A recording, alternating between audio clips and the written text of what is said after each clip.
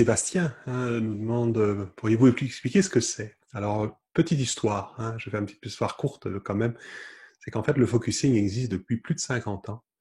Il a été créé par un monsieur qui s'appelle Jen Lin, un Américain, qui avait remarqué, puisqu'il accompagnait des gens dans un processus thérapeutique, qu'en fait, chaque pensée était accompagnée d'un ressenti intérieur, ce qu'il a appelé le felt sense, donc le ressenti corporel, qui accompagne en fait toute expérience. Et en fait, notre corps, notre ressenti corporel, euh, nous permet de connecter à une connexion beaucoup plus large et beaucoup plus profonde de la vie, euh, souvent à des endroits où justement on n'y a pas accès avec notre mental, avec nos pensées. C'est ce qui fait que l'on peut tourner en rond pendant des années à essayer de comprendre ce que l'on ressent ou ce qui se passe dans notre vie ou nos réactions, parce que la plupart des informations qui sont là, disponibles dans le corps, ne sont pas accessibles au mental. Et donc, il a développé ce processus donc de focusing pour justement aider les thérapeutes, les psychothérapeutes. Ça a été un peu le début du psychocorporel, où on a inclus le corps, l'écoute du corps, l'écoute des ressentis à l'intérieur pour dans le processus thérapeutique. Donc au départ, c'était ça l'intention du processus. Ensuite, il a évolué de plein de façons. Il y a aujourd'hui plein de variantes de ce processus de focusing. Et nous, on transmet un processus qu'on appelle le focusing de la relation intérieure, qui a bien sûr des effets thérapeutiques extrêmement puissants, mais dont l'intention première, selon moi, est d'abord un processus d'éveil de conscience. C'est-à-dire que, comme Eckhart le décrit dans la vidéo que je vous invite vraiment à la regarder si vous ne l'avez pas vue, eh bien, c'est en offrant notre présence, en amenant notre présence dans l'instant présent à ce qui vit en nous, que non seulement on apprend à reconnaître tous les aspects de notre personnalité, de notre incarnation, de notre humanité, lui il dit de notre ego ou de notre corps de souffrance, la partie souffrante de notre ego.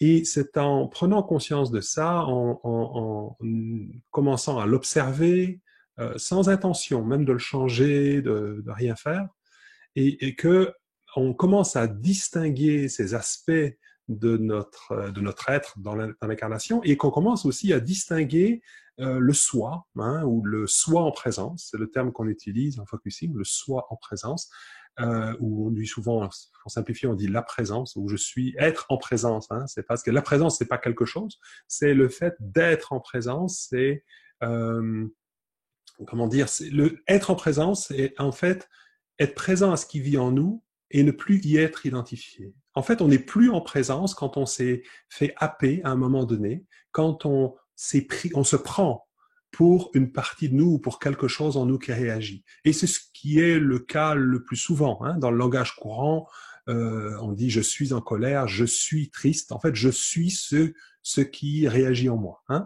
Et donc, dans le processus de focusing, on apprend justement par l'observation directe. Ce n'est pas une déduction mentale, c'est pas une recherche. On ne creuse pas, on ne cherche pas, on n'essaye pas d'analyser. On est juste dans l'observation et la reconnaissance de ce qui vit en nous. On apprend à faire connaissance finalement avec tous les aspects de notre être.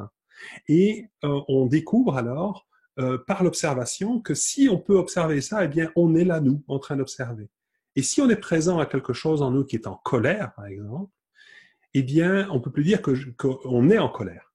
On est présent, on devient présent à une partie de nous, à quelque chose en nous qui est en colère. Donc, on prend en même temps la conscience de cette présence. Il commence tout doucement à y avoir un peu plus d'espace autour de ce qui réagit en nous, et ça n'a plus à ce moment-là le pouvoir de décider à notre place, puisque nous devenons plus grands, on pourra dire plus larges, plus spacieux que cette partie de nous qui réagit.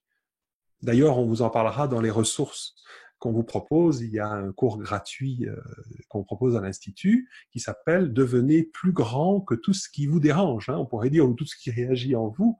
Et par rapport aux émotions, c'est vraiment l'application. C'est que plutôt que de se battre contre, plutôt que d'essayer de diminuer ces réactions à l'intérieur de nous, et au contraire, on va en profiter. Ça va devenir une opportunité pour aller faire connaissance avec tous ces aspects-là et approfondir par la même occasion la conscience de la présence que l'on est. Voilà. Donc pour moi, toute l'intention du processus que nous transmettons, c'est de nous éveiller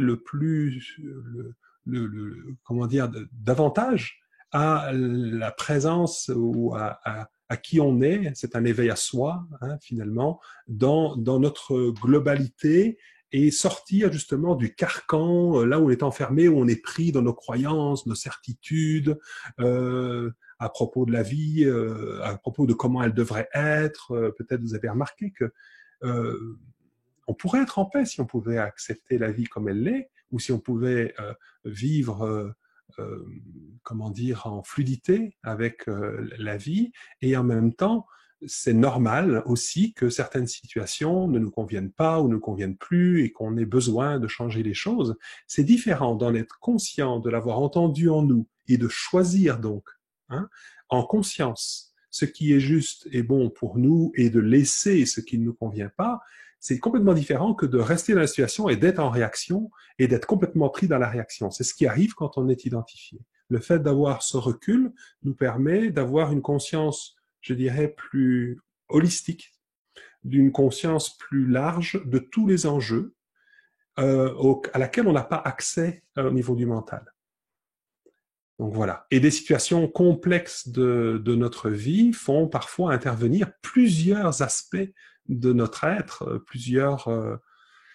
Parfois, il n'y a pas une seule émotion à la fois. Peut-être vous avez remarqué, des fois, on a envie de pleurer et de rire en même temps, ou on est en colère et on est triste, on ne sait pas très bien. Donc, il peut y avoir un mélange de plein de choses, et d'apprendre à distinguer tout ça, c'est aussi apprendre à distinguer qui on est avec tout ça.